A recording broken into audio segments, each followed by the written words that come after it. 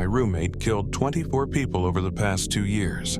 I should have known. He took trips up to his camp almost every weekend, even over the past few months, and if you ask anyone from CNY, they'll tell you how cold it is. I suppose, looking back on it now, one night should have pointed to who my roommate, let's call him Jim, really was. It was early September. I just graduated from high school last June, so I was excited as hell to start college. I decided to live on campus, and on September 4th, that's when I met Jim. Jim was, is 22. He hasn't attended college until now. He lived off the fat of his land, his weed crop up north, for a few years. Jim seemed like a cool guy. He and I both loved going to the gym. He is an absolute monster in the weight room. He looks like your average pseudo powerlifter, built like a brick house. But Jim was always a very quiet and sweet guy. I can't be around weed smoke, medicine interaction, so when he would smoke, he would risk his own butt and smoke out in the back of the dorm.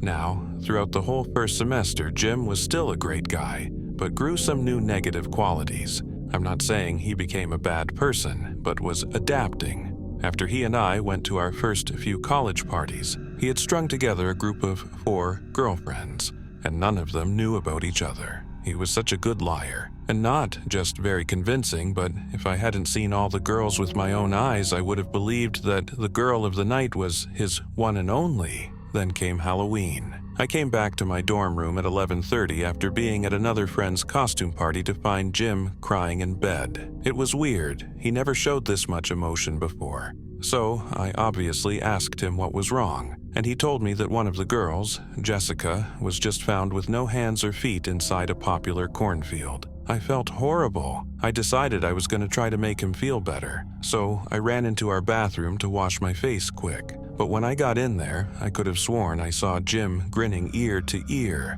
Over privacy, I will only tell you about this one girl. The press release that was let out was horrific. Poor Jessica had been found with her hands and feet cut off with what looked like a serrated saw. They also found corn husks shoved down her throat. Some pretty sick stuff.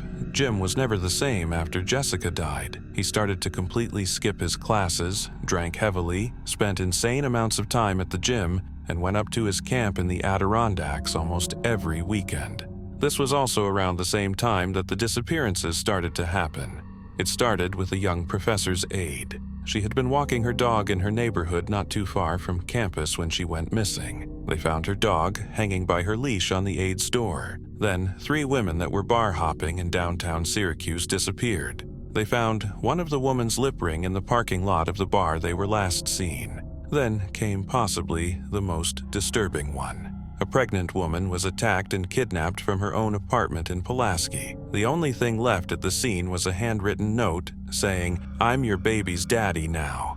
A silent manhunt was on in my area. The biggest connection I should have made was after I told Jim that a group of 25 people said that they would search every inch of upstate New York to find the pregnant woman. Jim began to be very paranoid and jumpy, but his nice demeanor began to fade. He was just so angry all the time. Things came together about a week and a half ago. It was Friday night and Jim hadn't left yet, which was weird. Turns out that he was so blazed out of his mind that he had forgotten to leave. When he did go, I felt bad for letting him leave, but now I'm glad I did. The next morning, a woman was found dead, face down, near a gas station. There was blood everywhere. The woman had her tongue ripped out of her throat, but there was a silver lining. The idiot who did this left bloody footprints that led to a gas station bathroom, and guess who was in it? Jim has been in custody for about 5 days. He admitted to nearly every single murder he had committed, his first having been on his 20th birthday. Police raided his camp upstate and found a real-life horror house.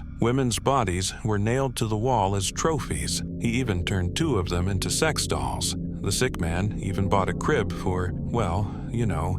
Now, how do I know all this? The police have only told immediate family what has happened, but luckily, I know a few officers. Plus, they felt obligated to show me something. Jim had been keeping a journal at his camp, mostly describing all of his murders. But one entry from Halloween 2014 stood out. This is what it read. Jessica found my kit in my trunk. It's a shame I had a great spot for her, made sure that nobody knew that she was going out with me.